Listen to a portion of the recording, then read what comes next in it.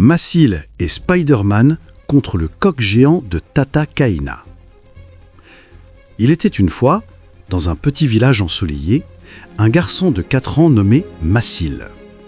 Avec ses cheveux châtain clair, ses yeux marrons remplis de curiosité et son petit costume Spider-Man rouge et bleu, il passait ses journées à rêver d'aventures extraordinaires. Dans sa chambre colorée, entouré de jouets et de figurines de super-héros, il imaginait combattre les méchants et sauver le monde avec son héros préféré, Spider-Man. Mais dans la vraie vie, il y avait un méchant qui le faisait trembler.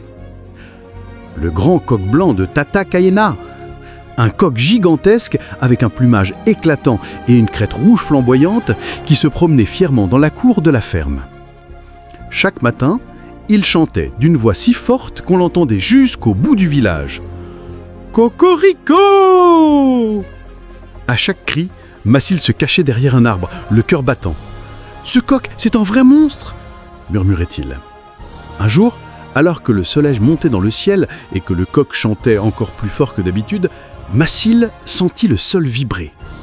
Un souffle de vent passa au-dessus de lui et soudain, une toile d'araignée descendit du ciel. Du haut des nuages, un héros en costume rouge et bleu fit un saut spectaculaire et atterrit juste devant lui. C'était Spider-Man. « Salut, petit héros !» dit-il d'une voix calme et gentille. « On m'a parlé d'un grand coq qui fait un peu peur par ici. Tu veux qu'on s'en occupe ensemble ?» Les yeux de Massil s'illuminèrent. Son héros préféré était là.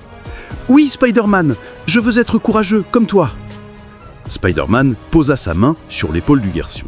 « Alors, on va montrer à ce coq que la véritable force, c'est le courage. » Ils se cachèrent derrière une botte de foin et préparèrent un plan.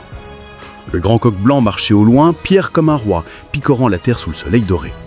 Spider-Man dessina une stratégie dans la poussière avec un bâton pendant que Massil, concentré, observait chaque geste.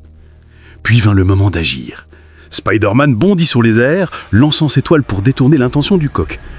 Massil, tout petit dans son costume Spider-Man enfant, avança pas à pas.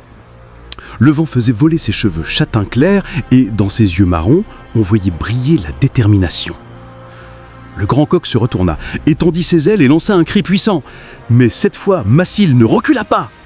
Il serra les poings, prit une grande inspiration et cria, d'une voix claire et assurée, « Je n'ai plus peur de toi, coq géant !»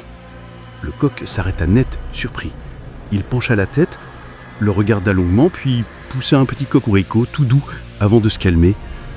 Le silence revint dans la ferme. Spider-Man se posa doucement à côté de Massil et lui fit un grand sourire derrière son masque. « Bien joué, partenaire.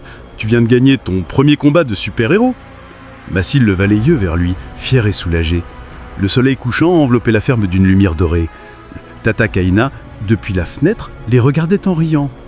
Et depuis ce jour-là, Massil n'eut plus jamais peur du coq blanc. Chaque fois qu'il allait chez Tata Kaina, il lui faisait un petit signe de la main et disait en souriant « Salut, mon ami le coq !»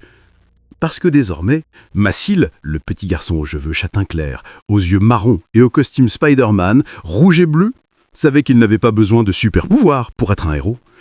Il lui suffisait d'avoir du courage et un grand cœur.